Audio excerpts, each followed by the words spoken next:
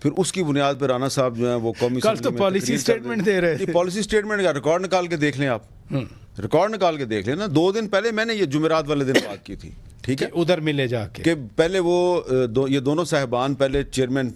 تحریک انصاف کو ملے, اس کے بعد چیف جسٹس کو ملے, اور پھر انہوں نے یہ کی.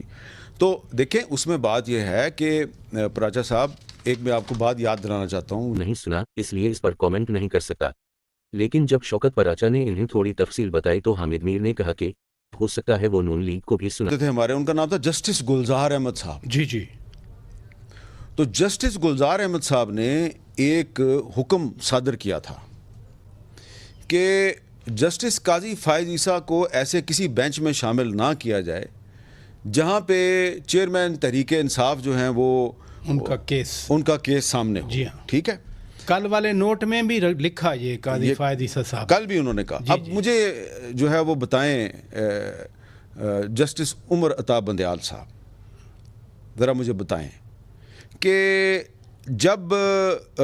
گلزار احمد صاحب نے یہ ایک حکم جاری کر دیا تو اس کے بعد آپ لوگوں نے جسٹس قاضی فائز عیسیٰ صاحب کو کسی بھی ایسے بینچ میں شامل نہیں کیا جس میں کہ ڈائریکٹلی یا انڈائریکٹلی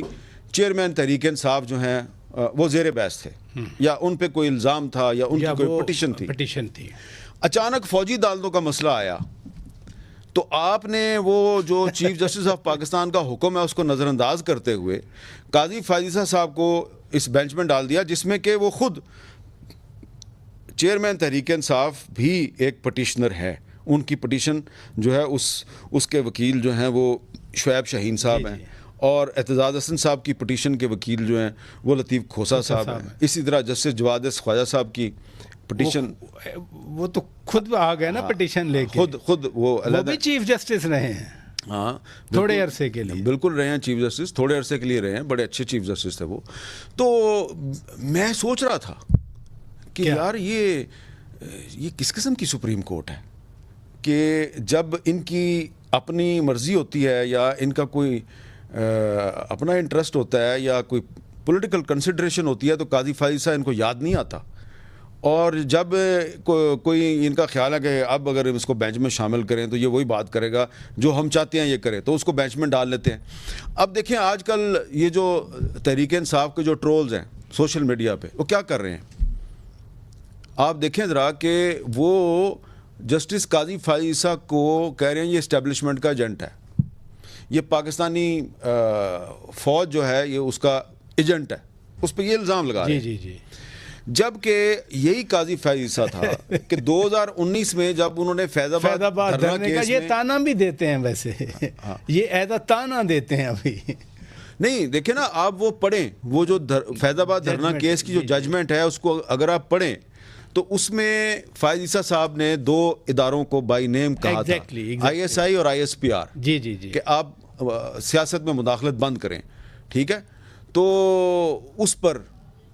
آپ کو یاد ہے کہ جنرل قمر جاوید باجوہ صاحب بڑے ناراض ہوئے, اور جو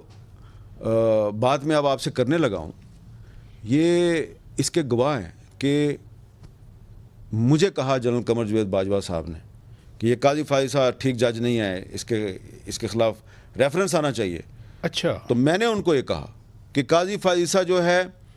میمو گیٹ اسکینڈل میں پیپلز پارٹی اس سے ناراض ہوئی, کوئٹہ بم دھماکہ کیس میں مسلم لیگ نون اس سے ناراض ہوئی, اور فیض آباد دھرنا کیس میں PTI, اور آپ ناراض ہو گئے, تو میرے لیے تو وہ بہت اچھا جج ہے. تو اس کے بعد میں نے پھر ایک کالم لکھا, جنگ اخبار میں شائع ہوا کہ قاضی فائز عیسیٰ کے خلاف سازش شروع ہو گئی. کے آرڈر پر نہیں ہوا, لیکن اس کے بعد یہ جو پیپلز پارٹی اور مسلم لیگ نون بہت بڑی باتیں کر رہے ہیں نا آج کل, تو آپ دیکھتے جائیے پراچا صاحب, یہ تحریک انصاف, مسلم لیگ نون اور پیپلز پارٹی اور بہت سے جو ان کے ہم نوا ہیں یہ باجماعت چیخ و پکار کریں گے.